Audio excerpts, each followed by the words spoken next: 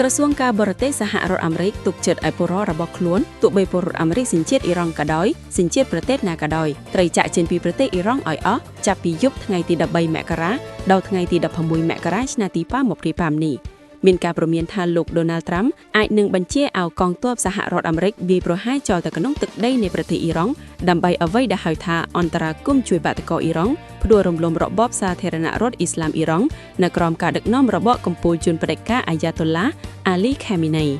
យោងតាមការចុះផ្សាយដោយសារព័ត៌មាន TRT World ចុះផ្សាយថានៅពេលនេះក្រសួងការបរទេសសហរដ្ឋអាមេរិកបានបញ្ជូនលិខិតទៅកាន់ស្ថានទូតរបស់ខ្លួននៅតំបន់មជ្ឈិមបូព៌ានិងស្ថានកុងស៊ុលរបស់អាមេរិកដែលមាននៅក្នុងទឹកដីតំបន់មជ្ឈិមបូព៌ាទទួលបន្ទុកប្រទេសអ៊ីរ៉ង់ត្រូវតែមានប្រជាជនអាមេរិកទោះជាប្រជាជនអាមេរិកសញ្ជាតិអ៊ីរ៉ង់ក្តីសញ្ជាតិប្រទេសណាក៏ដោយគឺចាប់ផ្ដើមចាក់ចេញពីប្រទេសអ៊ីរ៉ង់នៅពេលនេះដោយធ្វើដំណើរតាមយន្តហោះឬក៏តាមរថយន្តឆ្លងកាត់ព្រំដែននៃប្រទេសតូគីឬប្រទេសអាម៉ានីដើម្បីឲ្យបានចាក់ចេញពីដែនដីនៃប្រទេសអ៊ីរ៉ង់ដែលក្រសួងការបរទេសសហរដ្ឋអាមេរិកបញ្ជាក់ថាត្រូវចាក់ចេញពីដែនដីអ៊ីរ៉ង់នៅត្រឹមថ្ងៃទី16មករាឆ្នាំ2025នេះគឺត្រូវនឹងថ្ងៃศุក្រក្នុងសប្តាហ៍នេះស្ថានទូតសហរដ្ឋអាមេរិកនៅបណ្ដាប្រទេសប្រចាំការនៅតំបន់មជ្ឈិមបូព៌ាមិនបានជួនដំណឹងលម្អិតថាតើមូលហេតុអ្វីពិតប្រាកដដែលបង្ខំឲ្យប្រជាជនអាមេរិកចាក់ចេញពីប្រទេសអ៊ីរ៉ង់នោះទេប៉ុន្តែអ្នកសង្កេតការមើលឃើញថាស្ថានភាពនៅក្នុងតំបន់មជ្ឈិមបូព៌ាឬក៏ជាពិសេសគឺនៅក្នុងទឹកដីប្រទេសអ៊ីរ៉ង់ស្ថិតនៅក្នុងស្ថានភាពគ្រោះថ្នាក់បំផុត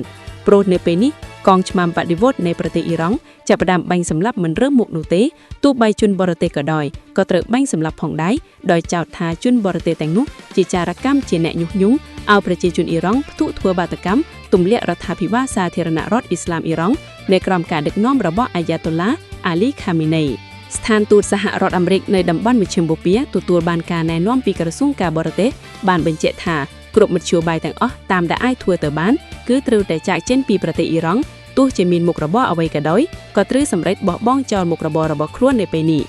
ះបាតុកម្មរបស់ប្រជាជនអ៊ីរ៉ង់ដែលធ្វើឡើងដើម្បីបញ្ឈប់របបផ្ដាច់ការអាយ៉ាតូឡា Ali Khamenei នៃសាធារណរដ្ឋអ៊ីស្លាមអ៊ីរ៉ង់វាមានរយៈពេល16ថ្ងៃមកហើយបើគិតត្រឹមថ្ងៃទី13មករាឆ្នាំ2026នេះរបាយការណ៍របស់រដ្ឋាភិបាលអ៊ីរ៉ង់អះអាងថាបាតុករស្លាប់650នាក់និងចាប់ខ្លួនជាច្រើនពាន់នាក់ប៉ុន្តែរបាយការណ៍របស់អង្គការសិទ្ធិមនុស្សក្នុងស្រុកអះអាងថាបាតុករស្លាប់ចូលដល់រាប់ពាន់នាក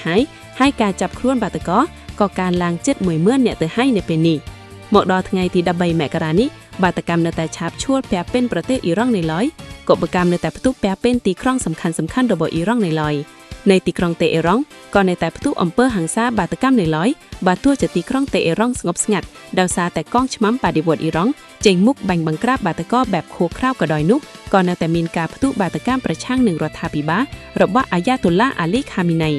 ប៉ុន្តែជាមួយនេះរដ្ឋាភិបាលអាយ៉ាតូឡា Ali Khamenei បានរៀបចំឲ្យមានក្រុមបាតកម្មគាំទ្ររដ្ឋាភិបាលដែលគេរកឃើញថាបានកសាងបណ្ដាញដាក់គាំទ្ររដ្ឋាភិបាលចេញពីកូនមន្ត្រីជាន់ខ្ពស់រដ្ឋាភិបាលកូនឧត្តមសេនីយ៍នៃបដិវត្តន៍អ៊ីរ៉ង់ពួកគេបានប្រមូលកម្លាំងបណ្ដាញរបស់ពួកគេរាប់ម៉ឺនសែននាក់ចេញមុខធ្វើបាតកម្មគាំទ្ររដ្ឋាភិបាលហើយប្រឆាំងសហរដ្ឋអាមេរិកដែលចោទថាសហរដ្ឋអាមេរិកនិងអ៊ីស្រាអែលជាអ្នកញុះញង់ឲ្យមានកបកម្មផ្ទុះសន្ធឹកសន្ធាប់នៃពាសពេញប្រទេសអ៊ីរ៉ង់បង្កឲ្យស្លាប់មនុស្សច្រើនពាន់នាក់ដូច្នេះសហរដ្ឋអាមេរិកនៃរដ្ឋការលោក Donald Trump បានដាក់ផែនការឲ្យថាបើបាតកោនៃបន្តស្លាប់យ៉ាងរង្គាលដូចនេះសហរដ្ឋអាមេរិកនឹងប្រែអន្តរាគមន៍ដោយកងទ័ពជីពំរុចនោះទេត្រូវតែជួយអន្តរាគមន៍បាតកាដែលទាមទារសេរីភាពរបស់ខ្លួនលោក Donald Trump បានចេញបទបញ្ជាឲ្យបើកការវាយប្រហារចូលទៅវាយបំផ្លាញចូលកាន់កាប់ប្រព័ន្ធអ៊ីនធឺណិតនៃប្រទេសអ៊ីរ៉ង់និងនៅពេលនេះដែលជាគោលដៅក្នុងការវាយបំផ្លាញចូលកាន់កាប់ប្រព័ន្ធអ៊ីមែលសម្រាប់កតៅ breaking លើរដ្ឋាភិបាលនៃប្រទេសអ៊ីរ៉ង់និងក្តាប់ឲ្យបាននៃទំនាក់ទំនងរបស់កងទ័ពអ៊ីរ៉ង់មុននឹងសហរដ្ឋអាមេរិកលើកទ័ពវាយប្រហារទីតាំងសំខាន់ៗនៅក្នុងជួររដ្ឋាភិបាលនៃសាធារណរដ្ឋអ៊ីស្លាមអ៊ីរ៉ង់នៅថ្ងៃអង្គារនៃម៉ាំងនៃសហរដ្ឋអាមេរិកលោក Donald Trump ត្រូវក៏ប្រជុំទីប្រឹក្សាសន្តិសុខជាតិរបស់ខ្លួនមួយលើកទៀតលោកនឹងមិនភឿសេចក្តីសម្រេចចិត្តណាមួយអំពីជោគវាសនារបស់ប្រជាជនអ៊ីរ៉ង់ដោយត្រូវសម្រេចអន្តរាគមន៍ជួយដើម្បីទម្លាក់អំណាចរបស់អាយ៉ាតូឡា Khamenei និងរបបសាធារណរដ្ឋអ៊ីស្លាមអ៊ីរ៉ង់ប្រជាជនអ៊ីរ៉ង់នៅក្រៅប្រទេសភ្ញាក់ទឹកភ្លឹកក៏បានចេញធ្វើបាតកម្មជារៀងរាល់ថ្ងៃលើកទង់ជាតិនៃរបបរាជានិយមរបស់អ៊ីរ៉ង់ឡើងវិញដែលមានរូបសញ្ញាសត្វឡោលើពាក់ពេញទីក្រុងសំខាន់ៗនៅក្រៅប្រទេសដើម្បីបញ្ជាក់ថាពួកគេនៅខាងក្រៅកំពុងតែសាមគ្គីភាពជាមួយនឹងប្រជាជនអ៊ីរ៉ង់នៅក្នុងប្រទេសរួមគ្នាតែមួយដើម្បីបញ្ចប់របបផ្ដាច់ការអាយ៉ាតូឡា Ali Khamenei នៃសាធារណរដ្ឋអ៊ីស្លាមអ៊ីរ៉ង់ ព្រះអង្គម្ចាស់រាជថាយាតអ៊ីរ៉ង់រ៉េនហ្សាប៉ាឡាវីបានចេញប្រភពយ៉ាងខ្លាំងនៅពេលនេះអំពាវនាវទៅកាន់សហគមន៍អន្តរជាតិជួយស្ដារប្រជាធិបតេយ្យរបស់ប្រជាជនអ៊ីរ៉ង់ឡើងវិញនៅពេលនេះជួយប្រជាជនអ៊ីរ៉ង់ព្រោះនៅពេលនេះប្រជាជនអ៊ីរ៉ង់ត្រូវការកម្លាំងពីខាងក្រៅដើម្បីបញ្ចប់របបផ្ដាច់ការអាយ៉ាតុលឡាអាលីខាមីណីព្រះអង្គម្ចាស់រាជថាយាតរ៉េនហ្សាប៉ាឡាវីមានទំនុកចិត្តយ៉ាងរឹងមាំថាលោកដូណាល់ត្រាំនឹងធ្វើអ្វីមួយដើម្បីបញ្ចប់របបផ្ដាច់ការរបស់អាយ៉ាតុលឡាអាលីខាមីណីហើយបាននៅពេលនេះព្រោះប្រជាជនអ៊ីរ៉ង់កំពុងស្លាប់យ៉ាងរង្គាលដោយសារតែការសម្លាប់ដោយក្រុមឆ្មាំបដិវត្តន៍ដ៏ឃោរឃ្រៃនៃរបបសាធារណរដ្ឋអ៊ីស្លាមអ៊ីរ៉ង់នៅពេលនេះព្រះអង្គម្ចាស់មានបន្ទូលថាព្រះអង្គនឹងយាងត្រឡប់ចូលប្រទេសវិញនៅពេលដែលព្រះអង្គបានសហគមន៍អន្តរជាតិសន្យាជួយកសាងប្រទេសអ៊ីរ៉ង់ឡើងវិញកសាងប្រជាធិបតេយ្យអ៊ីរ៉ង់ឡើងវិញព្រះអង្គត្រូវចេញព្រះភ័ក្ត្រចូលរួមជាមួយនឹងអ្នកនយោបាយអ៊ីរ៉ង់ទាំងអស់គ្នាគឺត្រូវស្ដារប្រជាធិបតេយ្យឡើងវិញនៃប្រទេសដែលហែកហួរដោយអំពើឃោរឃៅនៃក្រុមអំណាចរបស់អាយ៉ាតុលឡាអាលីខាមីណៃនៃសាធារណរដ្ឋអ៊ីស្លាមអ៊ីរ៉ង់ព្រះអង្គម្ចាស់រាជថាយាតរ៉េនហ្សាប៉ាឡាវីជាព្រះរាជបុត្រារបស់ព្រះស្រីឌីចាអ៊ីរ៉ង់តែបិតាព្រះអង្គបានឡើងគ្រងរាជ្យនៅឆ្នាំ1967នៅពេលនោះព្រះអង្គម្ចាស់រាជថាយាតរ៉េនហ្សាប៉ាឡាវីមានប្រជជន77នៅពេលនេះព្រះអង្គមានប្រជជន65ប្រវស្សានៅពេលដែលព្រះបិតាព្រះអង្គគ្រងរាជ្យជាមហាក្សត្រនៃប្រទេសអ៊ីរ៉ង់នៅពេលនោះរបបរាជានិយមនៅអ៊ីរ៉ង់គេចាត់ទុកថាជារបបរាជានិយមបែបពុកបច្ចេកប្រទេស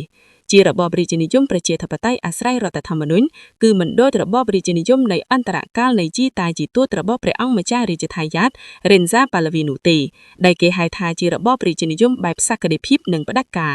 ប៉ុន្តែនៅពេលដែលព្រះបិតាព្រះអង្គគ្រងរាជ្យជំនួសជីតារបស់ព្រះអង្គជារាជាណាចក្រមួយកែតម្រង់ទៅរកប្រព័ន្ធប្រជាធិបតេយ្យបែបពុកបច្ចេកប្រទេសបែបគេទទូបាតិវត្តនៃក្រុមអាយ៉ាតុលឡាអាលីខាមីណៃក្រុមអាយ៉ាតុលឡាអាលីខាមីណៃបានគៀររកកម្លាំងប្រជាជនភ្ញាក់ទឹកភ្លឹកនៅទសវត្សរ៍1970នៅពេលនោះពិភពលោកផ្ទុះសង្គ្រាមមនោវិជ្ជារបបកុម្មុយនីសបានសោះសាយពាសពេញពិភពលោកដែលប្រជាជនមានជំនឿជឿជាក់ថារបបកុម្មុយនីសជារបបដែលមានយុត្តិធម៌សម្រាប់អ្នកទុនខ្សោយនិងសង្គមពោពេញដោយយុត្តិធម៌សម្រាប់អ្នកទុនខ្សោយទើបប្រជាជនអ៊ីរ៉ង់ភ្ញាក់ទឹកភ្លឹកឈរនៅជាមួយចលនាបដិវត្តន៍អ៊ីស្លាមនៃរបបអាយ៉ាតុលឡាអាលីខាមីណៃបច្ចុប្បន្ននេះទីបំផុតទីនព្រោះរបបរាជានិយមអ៊ីរ៉ង់កែតម្រង់នៃព្រះបិតាព្រះអង្គម្ចាស់រាជថាយាតរ៉េនហ្សាប៉ាឡាវីកាលពីឆ្នាំ1979ហើយក៏ឡើងកាន់អំណាចប្រកាសបានរបបសាធារណរដ្ឋអ៊ីស្លាមអ៊ីរ៉ង់ចាប់ពីឆ្នាំ1979មករហូតមកដល់ពេលនេះប៉ុន្តែទីបំផុតរបបសាធារណរដ្ឋអ៊ីស្លាមអ៊ីរ៉ង់ក្រុមការដឹកនាំរបស់ក្រុមអាយ៉ាតុលឡាអាលីខាមីណៃបានប្រែក្លាយទៅជារបបបែបផ្ដាច់ការយ៉ាងធ្ងន់ធ្ងរបំផុតរឹតបន្តឹងសេរីភាពទៅលើប្រជាជនយ៉ាងធ្ងន់ធ្ងរបំផុត